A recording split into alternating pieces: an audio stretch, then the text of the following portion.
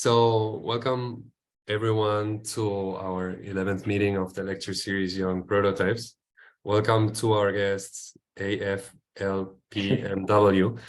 joining from Berlin tonight in Berlin. Welcome. Thanks for joining us, to of course our guests, our students and colleagues at MSU, and the larger community who has been joining us from Bozeman and elsewhere for the entire semester now, which is almost about to end in a couple of weeks. We will be recording this session, so please write to us in the chat if anyone has a problem with this. Before we jump into the introduction of our guests tonight, for those of you who are joining us for the first time, although I see a lot of familiar faces here, welcome to Young Prototypes, which is a series of talks hosted by Montana State University and curated by Frank Barkow, Laura Salazar, and myself, which is addressing the reciprocity between thinking and building, or building and thinking through the voice of emerging practitioners. And more generally, we're curious about how our peers approach the possibilities of architecture today. After we hear from our lecturers, we will open the session to a discussion, which is led today by our student, Nick Malik.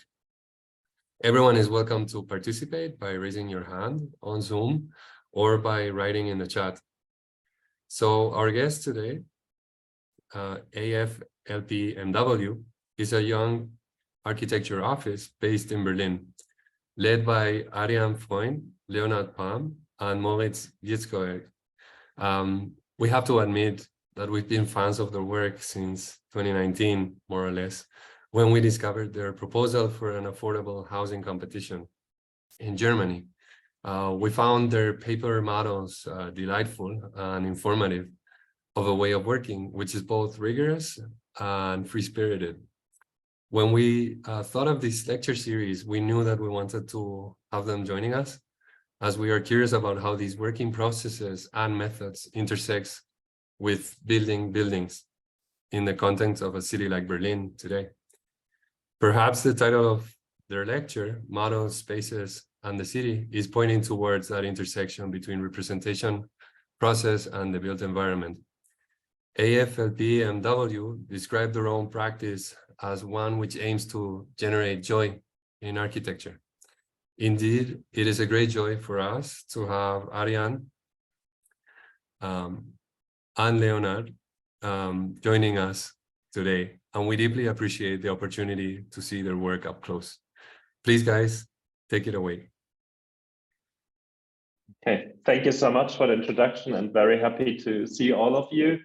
I'll just share my screen and we'll get started. It might take 1 second, actually.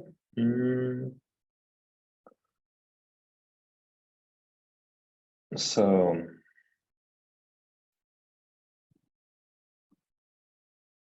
I guess you see our presentation now. Yeah.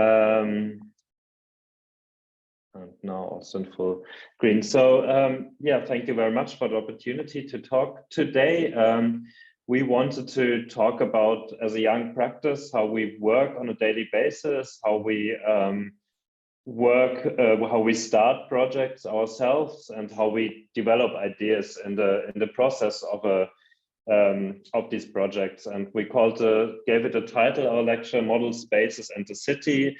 And I think that's like the words that also, when we work, kind of accompany us. For us, models are always a key to starting a project. It is a way of kind of starting with a first idea, like being intuitive and finding out what is actually the source, or what can be qualities that we will find throughout our project. So what we can see here are just like snapshots of like models we did over the past years. They can be sometimes interior, they can be exterior. Yeah, I think that it's on the first slide.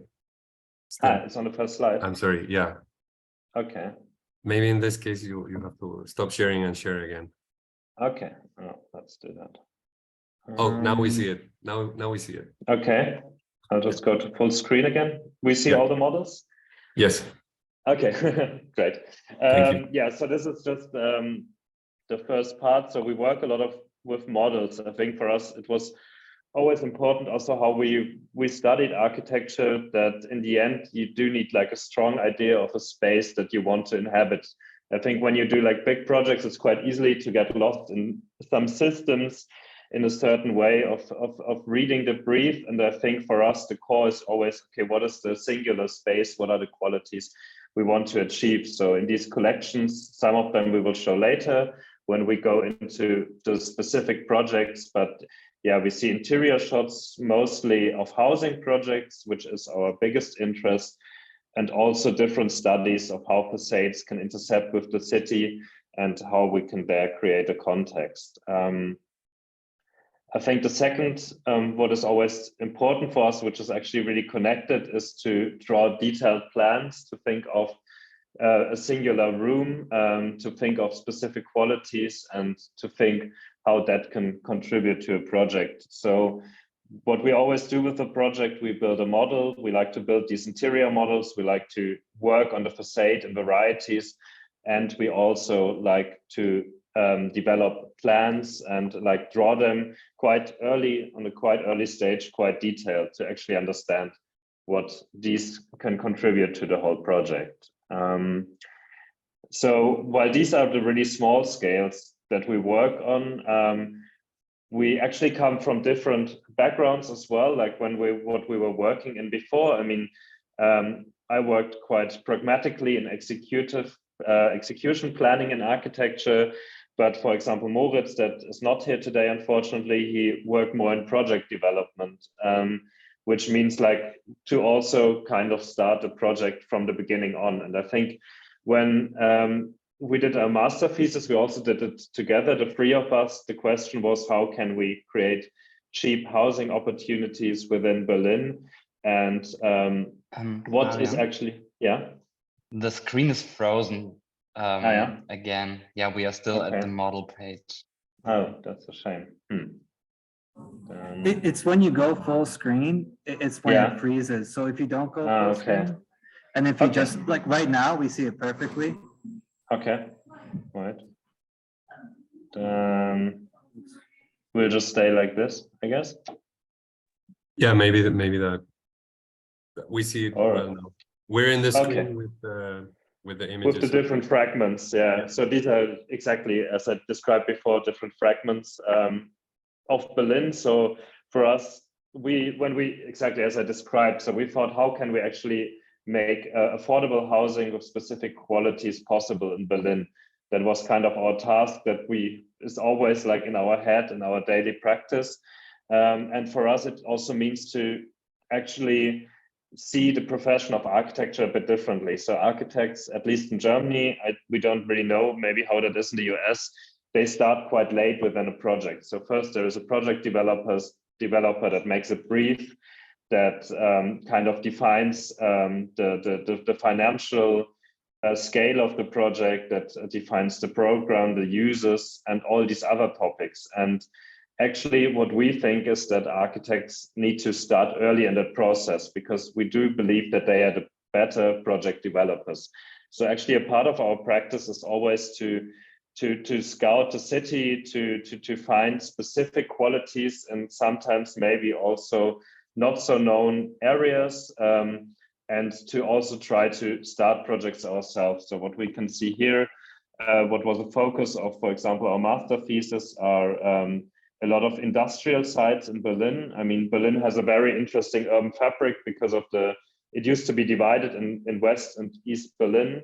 So within the city center, like along these walls, you find quite interesting heterogeneous spaces that actually have very specific qualities that we can, for example, see here on the right bottom. So it's like this mix of industry, housing, like these small allotment gardens, sports facilities, and to kind of develop these, to develop projects or to think of projects within these areas is always something that like is next to our work, but we will see that later. Because in the following, we would just like to talk about 4 specific projects and how we develop them. So actually, the first project we want to talk about is the already mentioned competition we did in Freiham in Munich. It was for a cooperative that within Munich, where it's very difficult to find affordable flats, tried to build new housing that would exactly do this, and at the same time with a strong belief that architecture would also contribute to these qualities. It's very difficult to find affordable land in Munich, so the only place they could afford or they could get by the city was along the outskirts of the city border. So here we see a photo, so kind of a new development on a former farming land. And for us, the question of the brief was, how can you do cooperative housing in an area that actually has no context? And for us, that meant to discuss what is community, what can this cooperative housing be, and how can we kind of also create a community within that complex. And our idea was to actually develop 3 different houses that would have each quite specific qualities. And with that, we kind of have the belief that a community also profits if like there is diversity and everyone can have their own space, but then also come together again. So how we developed these floor plans was like one house that was with a kind of shared kitchen area and kind of like single apartment types that would be connected from here. It was like kind of a reminiscence to also Italian architecture, to the Milanese architecture we can find, where actually it was tried like in housing, in multi-story housing, to still kind of create the qualities of a villa. So maybe to find that here we have like a kitchen at the center, and we have like the necessary rooms quite hidden away. And as I said, for us, the tool is always to check these things with a model. So here it was the shot after a party, how we can have this common room, what can be the specific qualities that make that special. The second building was maybe more aimed at families, or like, I don't know, like people that would have children, or like shared flats that would have like these kind of long outdoor terraces as shared spaces. And that would have like within the flat, again, like kind of a communal area. And also here the question was, okay, how can we relate the personal, the private to the communal here on the terrace? So we can see the private space of the child that was just playing and the communal terrace in the background. The third type was developed as an idea to make a more like wild and free building where everything is possible. So you can actually roam around like all the different rooms. They have shared bathrooms because in the program they also wanted to provide some spaces for teenagers that had kind of moved out. So this was a third prototype of these different houses that each dealt in as a typology with community and then with how to share spaces together. So this is like kind of the more rough type we developed. And here we see the ground floor plan. So in the end, the idea that all these 3 types, they would come together on the ground floor with like a shared like kind of square here in the front and different areas that would be agitated or would be provided. And here we also see a model photo of these kind of 3 diverse like or specific types that would come together and form a funny and heterogeneous community. The next project we want to show is quite recent. I mean, we just received a building approval at the end of the year. It's quite a very Berlin, I would say, topic of very project with very Berlin topics. So here we see the photo, not very charming, of the reality of the city. Like this too, Berlin is very, it's always made up of these like long firewalls that stand between the different buildings and of different followings of like a front house, a courtyard house, and some like side wings. And actually it's a quite dense fabric that, however, through the war has been like at many place is fragmented. Here we see the drawing of like the surveyor engineer. We thought it was actually quite beautiful that that exactly took the measurements of how these firewalls kind of contain that space. And here we see the project that kind of fills this gap between these two long walls and would provide new housing at that space. For us, the interesting point was first that because there is a lot of regulations concerning fire security and concerning mostly fire security, because you actually can't have a truck coming in here. The idea was, although we would need a very big staircase to still make it efficient, so we ended up with a very deep volume. And the idea of the floor plan, so we see here we needed like this double layer staircase to protect the staircase especially from fire. The idea is to have these long walls along the firewalls and to have the flats that would kind of circulate around the staircase, and then also like have this firewall as a topic. And here we see like a model photo, which also was quite early on there, of how you live kind of along these walls that define the place. Here we see the ground floor and how it is squeezed in between these two buildings that we found. Here the section of this very deep floor plan, which is like 15.5 meters. It was a very long battle with the city, but we thought it was the only way to make the project possible because of this, as I mentioned, big staircase. I think in general, for us as a young office, it is always the difficult projects that we end up with, the projects where maybe like more established offices, they don't have the time or they don't have the nerves or don't have the ideas, mostly, we would say, to kind of find a solution. And here the solution was to have this very deep floor plan that would still make an efficient house possible at that place. And we see here the front view of it. So quite a simple facade, but we think that the firewalls are quite strong themselves. So we just kind of try to intervene in there. And this is to the back side.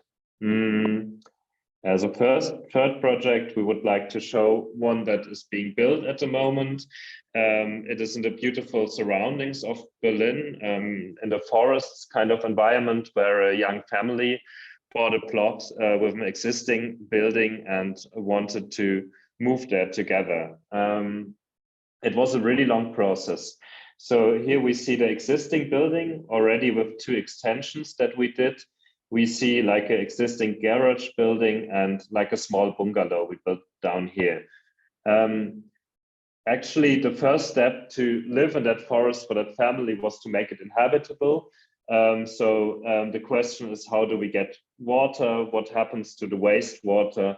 And how can we live there? So there was like, the first thing to do was like to build a filter system for the dirt water and to dig a fountain at that place. And then the question was, what can happen next? So we knew it would be a long building process. It was a really long approval process as well, because there is, of course, it's difficult to build in the forest and it's not really wanted at the beginning from the authorities. So it was a long process. So we thought the first thing we would need would be a place for the family to come there and to kind of get used to or try to enjoy the new surroundings. And they're living now in the city to kind of prepare themselves for moving there. So we used one bungalow, which was existing, and changed the layout and made a small summer house bungalow for them. So it has an unfoldable bed, a small window in which you can sit, a bathroom, and a small kitchen in which you can cook.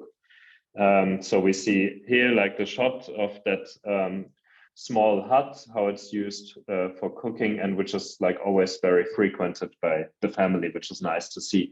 So while they are using that bungalow down here, we are now extending the house. We're actually like tearing it down partly and kind of then also extending it. What was really interesting for us, and which was, if we talk about the facade, a specific detail, was that one regulation or one necessity by the authorities was to survey what kind of animals are actually living there. And we had a specialist that was there like many times, and he found a lot of leftovers from bats. So it was clear, or like by the authorities, clear that the whole house would need to also be a house for the bats afterwards, and that also became the topic. And when we developed the facade, so we see here there's the painted areas are kind of the existing building, and we see like a kind of wood cladding on the new areas. And the topic here became to have always these layers, as we saw in the axonometry, which can be used by the bats to actually also inhabit and be there.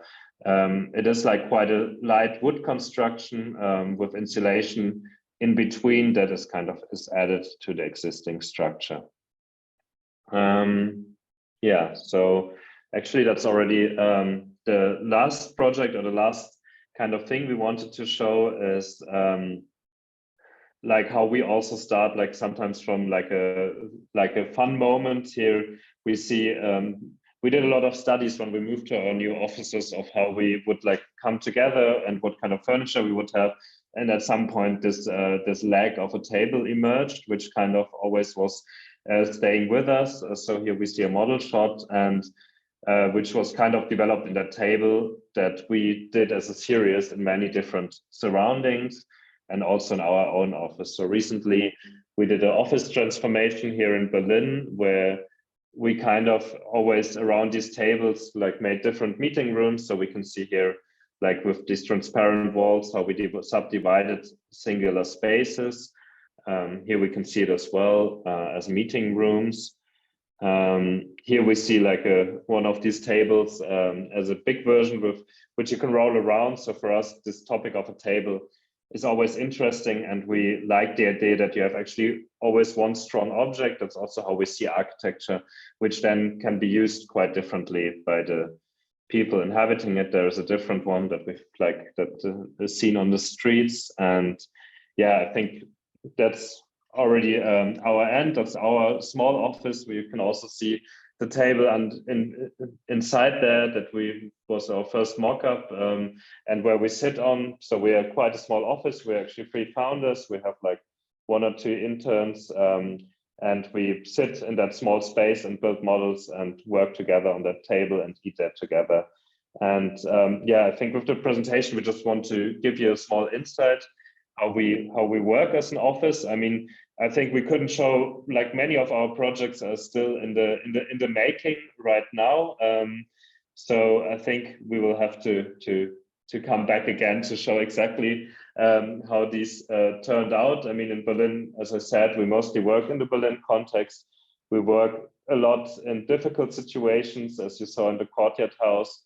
We actually work a lot with rooftop extension, which is often quite tricky in negotiating with the neighbors and like with how to adapt to the existing structure. So that's also like kind of our daily work we're occupied with on a day-to-day basis, and which is challenging and which is interesting. And yeah, so that's our small input.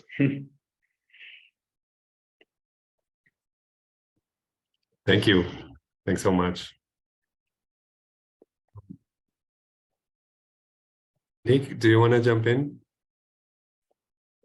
Oh, here, one sec. Sorry, we got to mute Matt's computer. I thought we had a second presentation. I was waiting for the second presentation, to be honest. Yeah, I can start off. Are we just doing questions with one and then going to the second one? Did I completely miss something at the beginning there? Because my computer crashed there for a little while, and oh no, we only have one presentation today. Oh, okay. Yeah, that changes how I did my questions. Well, these are some, your guys' work is super interesting. I love the way you express yourselves through online. I'm trying to get my thing ready because I was not here we go. Sorry about that. I can fill in with one question meanwhile. Oh no. If you want to. I'm good. I was just thrown off because I was not expecting that. My bad. You can start off. You can start us off, Pablo. Okay. Yeah. The first question that we wanted to make today, and I think it's a question that comes from Laura and myself, and Well, first of all, thanks so much for this lecture. It's really fantastic to see your work and to see what you're working in currently, right? Almost with these construction site photographs. It's super nice to see how it turns from like representation to reality. The first question to kind of start the discussion would be if you could elaborate a little bit more about the condition of being a young practice and the willingness to engage with difficult projects, kind of, you know, especially in the second one, and how you find joy as your kind of practice is defined by an interest in the process. Mm-hmm. Do you want to go, Leo, or should I? I can also go.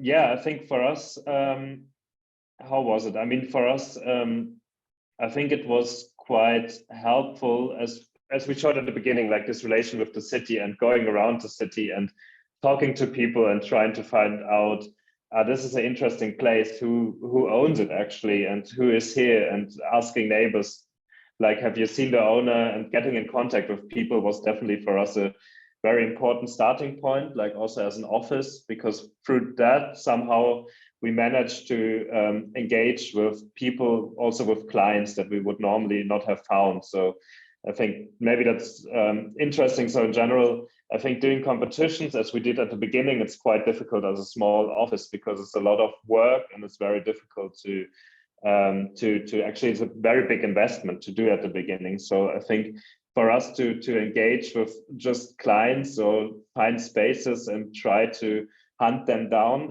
the people that own it, if we saw potential, was definitely a way of making that possible.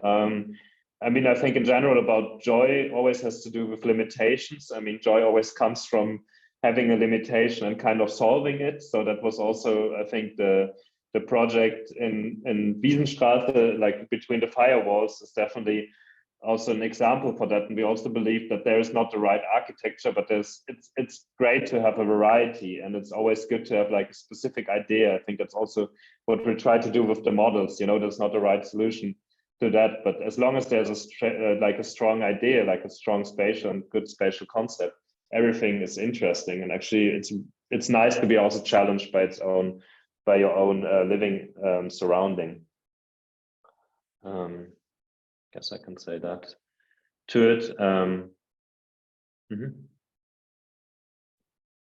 Thank you. All right, well, I'll take it from there. Is that you? I don't know. I heard myself there. I think that was Caroline.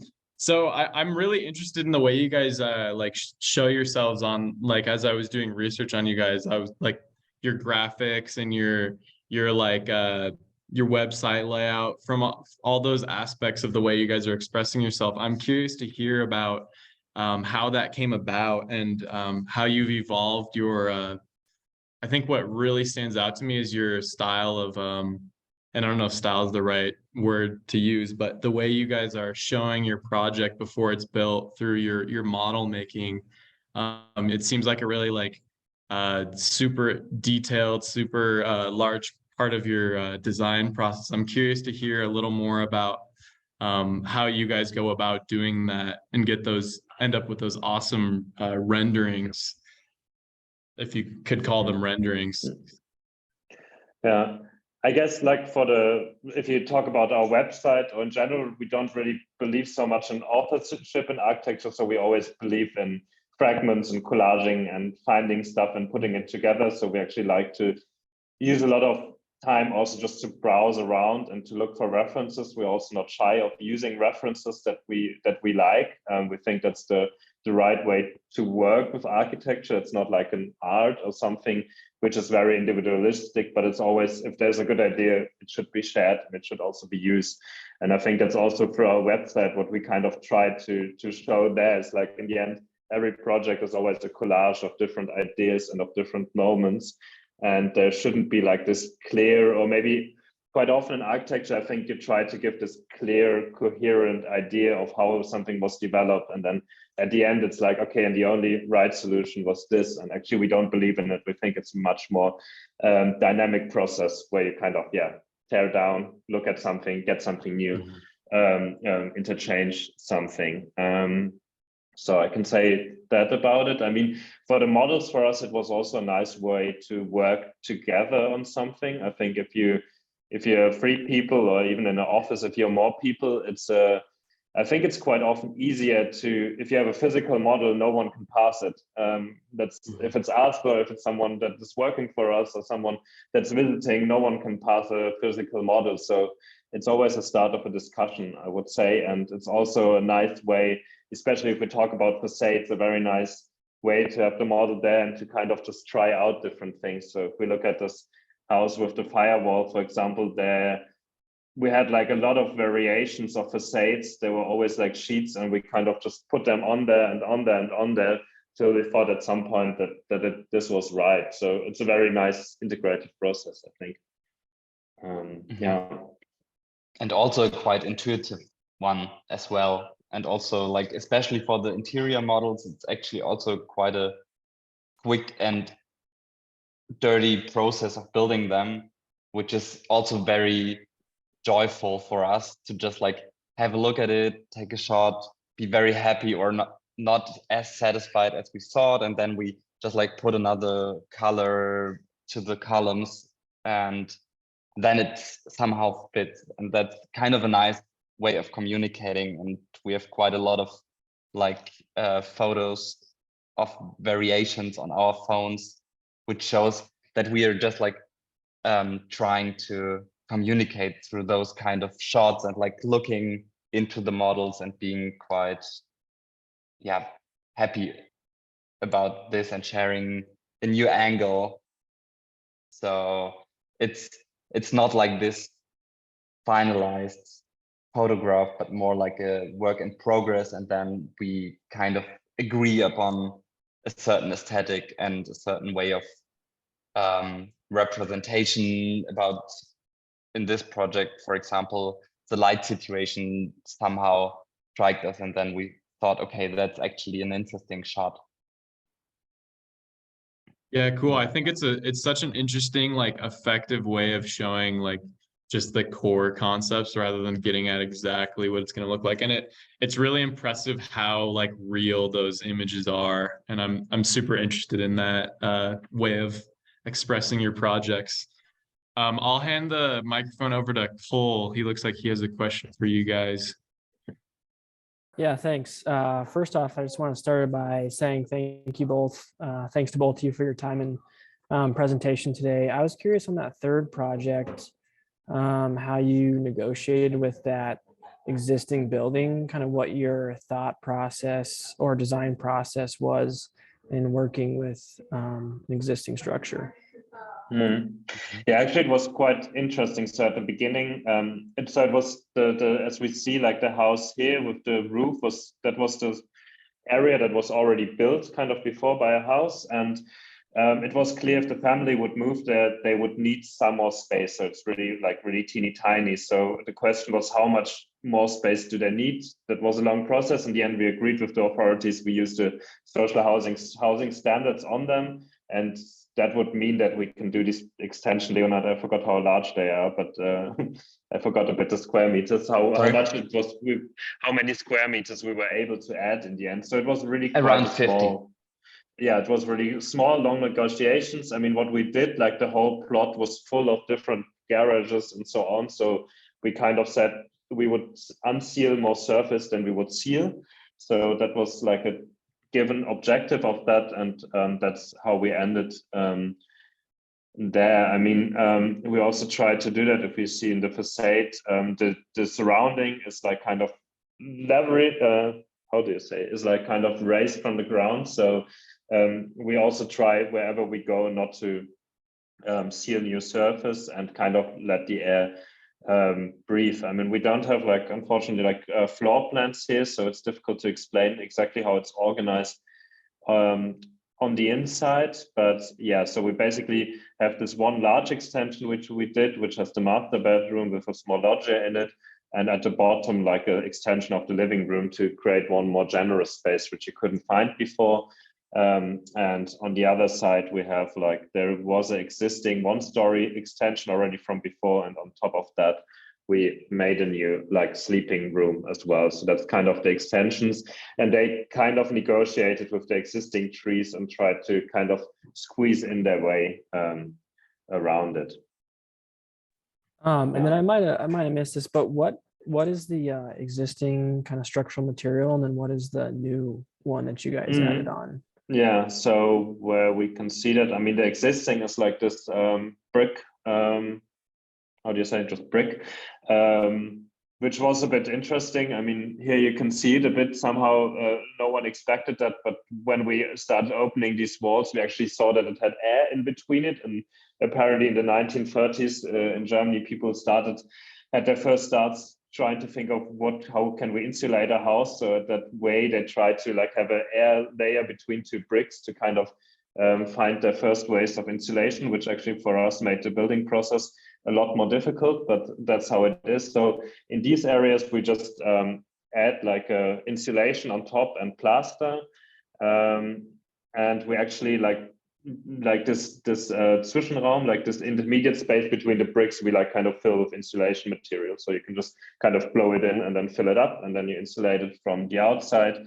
And the rest is all like kind of a wooden construction we can see here. So it's like, you know, just I mean, yeah, like in the US here, this is like the most standard way to build, I guess, like, no, this like wood, I don't know the English word, but just like a very simple wood construction with insulation in the middle. I mean, in Germany, wood construction, like in times of climate crisis, is becoming more and more popular, but it's not that common yet. So you actually face a lot of problems, especially in bigger projects. So I guess we try to do all our projects in wood in general, and we quite often realize, like in the project embedding, that either the client, they don't believe that wood is really like a stable material, or you have like other problems with fire regulations and so on. In this one family house, it's possible. It's like a good way to work with that.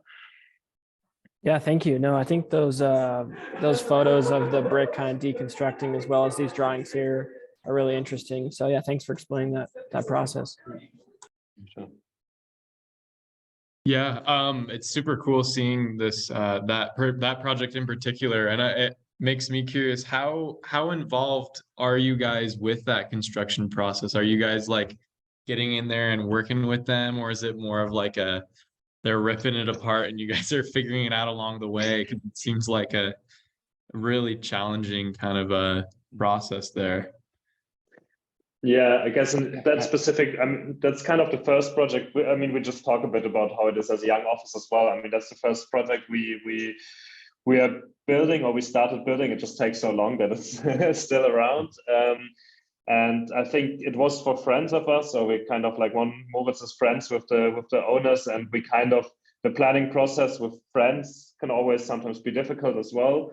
And I think the building process is even more stressful for everyone involved. So we actually like asked a friend to do the supervision on the building side. So actually we only did the planning, and we kind of asked him to do the supervision, but that's more like the standard German way. So he's also not at all involved in like the construction, but he just comes to check and makes like the timetable and so on. I think the project is quite challenging because actually one reason was to keep the original was also that you're not allowed to build in the forest, and you're only allowed to live there if there's an existing house.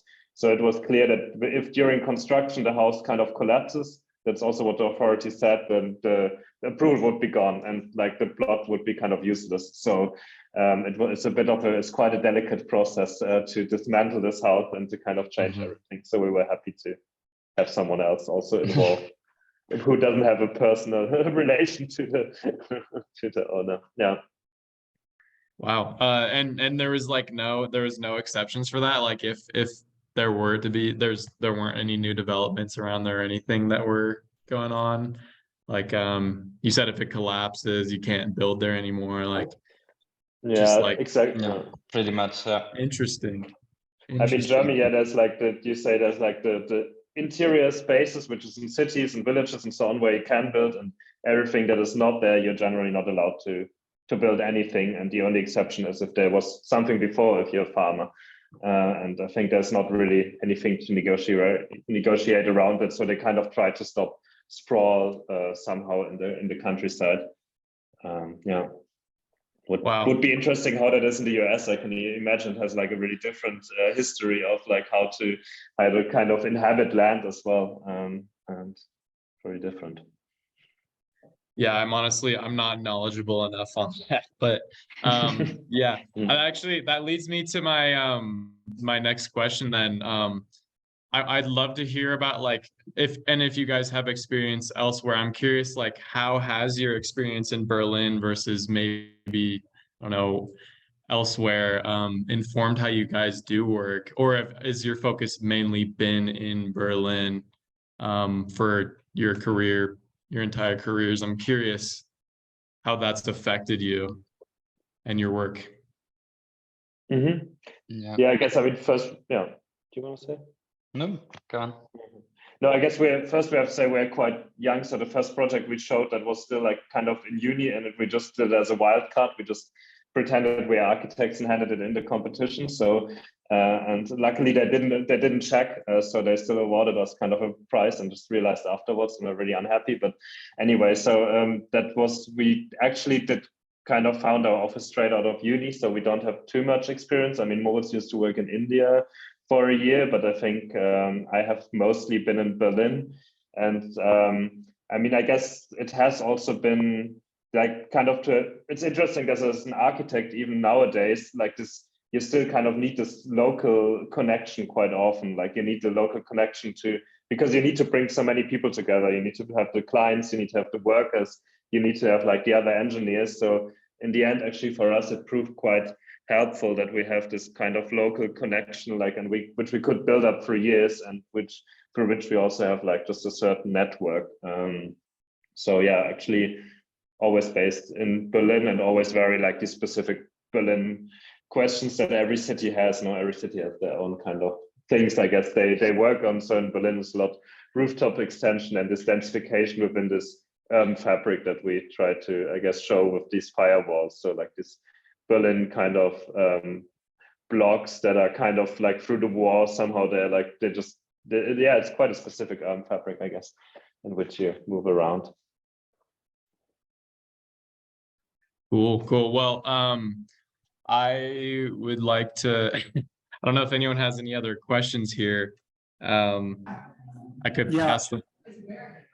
Oh, Chris, I'll hand it off to you then. Yeah, I had a question for both of you, and Leonard, if you don't mind answering first. Well, I actually have two questions. Are you a fan of Tyler, the Creator? I see you have the poster up there. Who's a fan? I think we all are, huh? Yeah, exactly. So in the text message, I sent this quote that he has saying, "I always had confidence. I never been nervous. I never had anxiety. I never second guessed myself. If I want it, I go get it. I'm always on go mode. I just go." Do you guys feel as entrepreneurs now that you understand that more, and that the creativity you have as entrepreneurs is not able to be expressed if you were to work for a giant firm?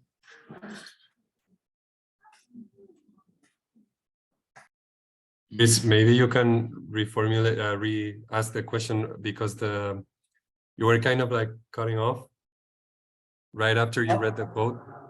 Oh, and so my question was, do you relate more to this now being entrepreneurs? And do you think that your projects would be what they are right now if you were to work for a big firm rather than for yourselves with your friends? Because I assume you guys are just friends, and you guys met in university, correct? Mm-hmm. Yeah. I mean, it's for sure like this. I mean, the project wouldn't look like this if we would work for a big firm, I think, because it's also like based on our curiosity, and also it's also like a big part of being naive in a way, and being just like curious and looking around in the city and figuring out how things could be. And yeah, Have you seen photos have you seen photos of Richard Moore and Renzo Piano when they won the competition for Les Pompidou? No. Yeah. Oh yeah, they're like 27, 25 years old, and they're sitting on a beam like a horse, and they have like a rainbow scarf, and they just talk about like how much fun it was. You two remind me of photos. You should look up the photos; they look great. Yeah, we will. Yeah, I mean, no, it's nice to have the Tyler the Creator quote. I mean, I think for us, we also think it is like with a certain, I guess, the word naivety. I don't know how to say it in English.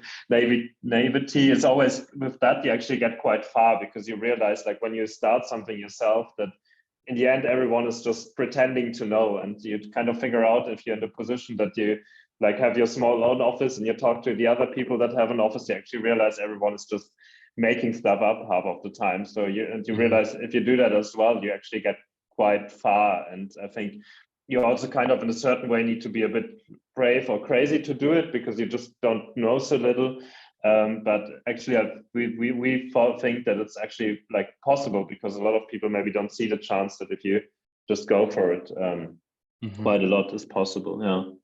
Yeah, and it's also a lot about like just being curious, asking things, and asking for help and support. I think that's also a big part, which maybe also relates like to this self-awareness, and to just accept that it's for us right now impossible to know everything, but it's possible to ask people for help, and that's also a big part of our practice. I think just like being a bit shameless as well, no? Shameless, yeah. Just call people up till they give you the answer, because I think that's also sometimes what's missing in architecture. Everyone tries to protect their own thing, and actually that's not really helping anyone. So I think you just need to also especially challenge the architects to just like share information and kind of work together on stuff.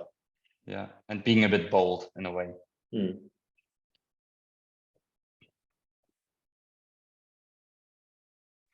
Sorry, I was missing my mute button there. Thanks for the question, Chris. That was a good one. Nice and relatable there for for the renderings.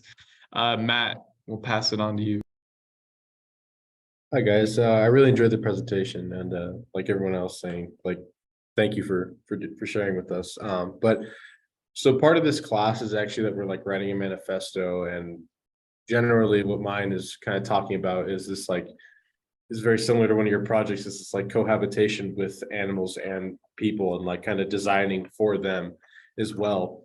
And so I was just curious, like, what are some of like the opportunities that were like presented with the bats that you kind of mentioned, like, and so like, what do you think would have like that came out of that? Like, what would have happened like if that like wasn't there, or like, so like what did you see as like a plus, as like a something that you like could have, something that amplified the project that wouldn't have been there if this condition didn't occur? I guess for us it was like, I mean, I think that's first, it was also a limitation at first, right? You kind of do that project, it becomes more and more difficult, and then like the authorities come and say, or like someone finds a lot of bats, or like one bat actually just like the leftover, I don't know how you said, can you say, yeah, like the shit of a bat, and suddenly like the whole project is like on a different level because apparently there's bats. So you have to always kind of adapt to it. So it starts as limitation, and then I guess for us it was mostly a tool to think this facade, and I guess of course it just makes it like on a thought level more interesting to say that actually you kind of like, if you change so much, that it also brings not only opportunity to these 5 people that move in, but also somehow just becomes inhabitable for other species. I mean, if I'm honest, I don't know if the family will really like, if they will be like friends with the bats, probably, or if there will be like I don't know if there's like a synergy coming from that. I'm not sure, but it's definitely like, I think, a way how to transform how we think what a building is actually, and how that kind of changes the space around it, really, like what kind of impact it has. If we have the same with rooftop extensions, which in Berlin, like they try to promote to say, okay, you can, like, if there's a rooftop which is not used, build 1 story on it, and they try to make it more easy. And there, of course, you also have the question, actually, that rooftop is still inhabited. and mostly by birds that breed there and by bats that live there. So if you change something, how do you make them? What do you give them, or how can they also still like be there? So I think it's always a more and more interesting question. And it's also, I think it's also a question of hybridization more than just like, I mean, just like being more diverse.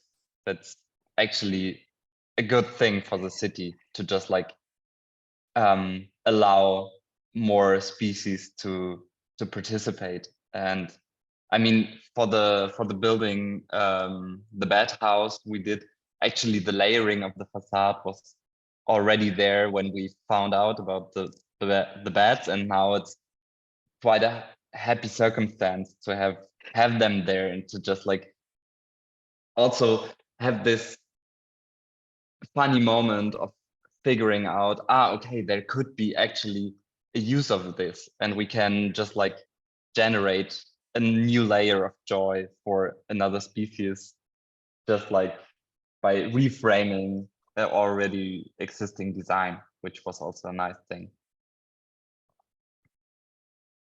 Yeah, Well, it's a whole other like aspect of it that a lot of people, I mean, not many people don't take into consideration, because it's like they're here, but you just, it's easy to kind of forget about them. But like before the building was there, this is where they were.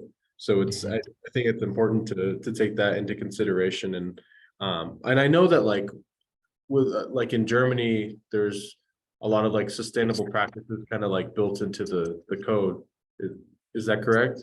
Like with like, I know with green roofs, I've heard about that. So do you see this maybe like entering into like some kind of building code?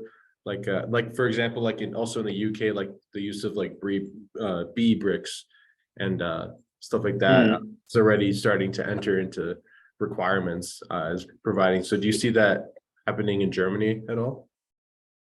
Yeah, I guess like I think the UK, they're quite forefront, but I guess you have these topics now of these bee bricks. That's kind of also the same what we did there. I mean, we found a constructive solution, but the other solution would be to hang boxes kind of along the facade, which you also see more and more. So I guess it does transform the idea of what a house is and for whom it is, and it kind of I think in the city context interesting, because then the house is not for humans, but it really becomes more, you know, like a mountain, or like it becomes like an object in like kind of this nature that surrounds us. And I think that definitely transforms its idea.